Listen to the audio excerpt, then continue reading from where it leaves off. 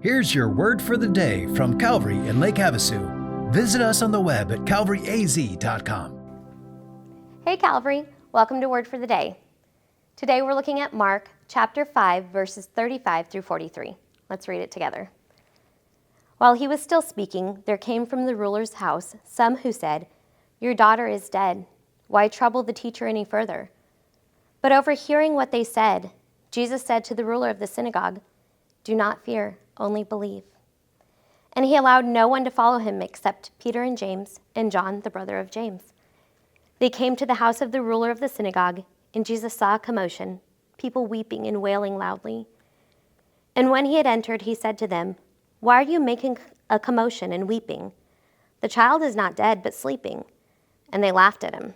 But he put them all outside and took the child's father and mother and those who were with them and went in where the child was.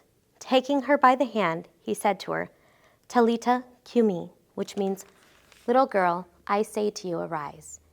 And immediately the girl got up and began walking, for she was 12 years of age. And they were immediately overcome with amazement.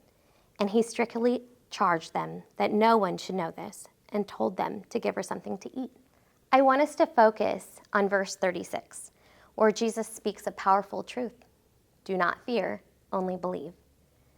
This is the story of Jairus, a desperate father who comes to Jesus pleading for him to heal his dying daughter.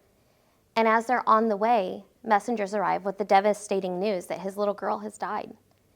You can imagine the fear and the heartbreak. But before Jairus can even respond, Jesus turns to him and says, "Do not fear, only believe."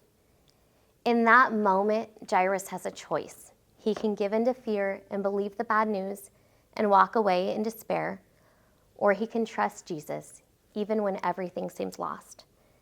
And because he chooses that faith over fear, he witnesses a miracle.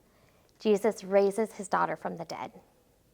Fear tells us it's over. Fear says there's no hope, but faith in Jesus says keep believing, keep trusting. God's not finished yet. He's still working, and he is still moving. Maybe today you're facing a situation that feels hopeless.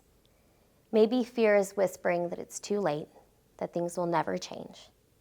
But hear the words of Jesus. Do not fear, only believe.